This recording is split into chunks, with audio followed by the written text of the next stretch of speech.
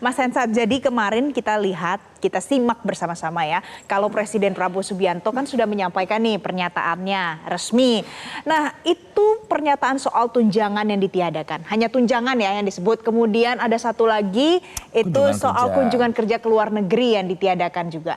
Menurut Anda, bagaimana seharusnya DPR RI menyampaikan kembali hal ini kepada masyarakat atau mengambil aksi dalam bentuk kebijakan, menerjemahkan apa yang disampaikan oleh Presiden? Ada dua pejabat ya yang harusnya menjelaskan ini kembali sebagai tindak lanjut dari apa yang disampaikan oleh Presiden Prabowo. Yang pertama adalah DPR ya, Ketua DPR Puan Maharani atau siapapun nanti yang mewakili. Kemudian yang kedua adalah Menteri Keuangan. Jadi Ketua DPR memastikan bahwa itu sudah dihapus dan kemudian juga Menteri Keuangan juga sudah memastikan bahwa yang disampaikan oleh Presiden Prabowo itu memang sudah tidak ada lagi dalam anggaran negara, gitu ya.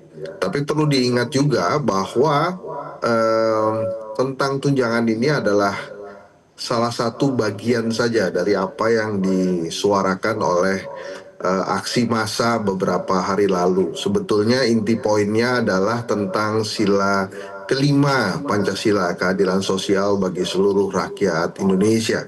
Jadi yang digaungkan oleh mereka itu adalah sebetulnya jeritan perut mereka saat ini gitu ya, pada saat lapangan pekerjaan juga tidak terlalu banyak, kemudian banyak yang kena PHK, kemudian harga-harga barang yang juga naik ya secara perlahan tapi pasti.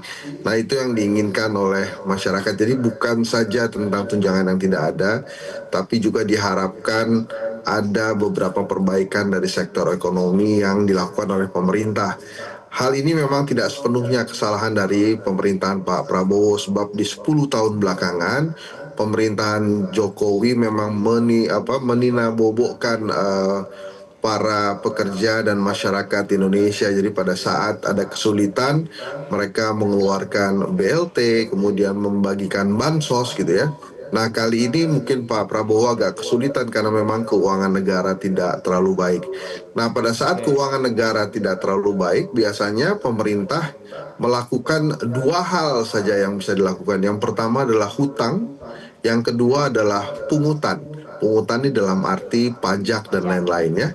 Nah, dalam hal ini nampaknya dua-duanya diambil, walaupun hutang tidak bisa lagi diambil terlalu besar karena Pak Jokowi mengambil hutang besar sekali untuk mimpi-mimpi infrastrukturnya termasuk IKN, sehingga efisiensi harus dilakukan oleh pemerintahan Pak Prabowo. Artinya pada saat efisiensi dilakukan oleh pemerintahan Pak Prabowo, tentu saja budget untuk pembangunan berkurang dan memaksa kepala-kepala daerah yang tidak kreatif akhirnya untuk menaikkan pungutan, dalam arti menaikkan pajak. Nah, hal ini sebetulnya harus diperhatikan oleh pemerintahan Pak Prabowo. Jelajahi cara baru mendapatkan informasi. Download Metro TV Extend sekarang.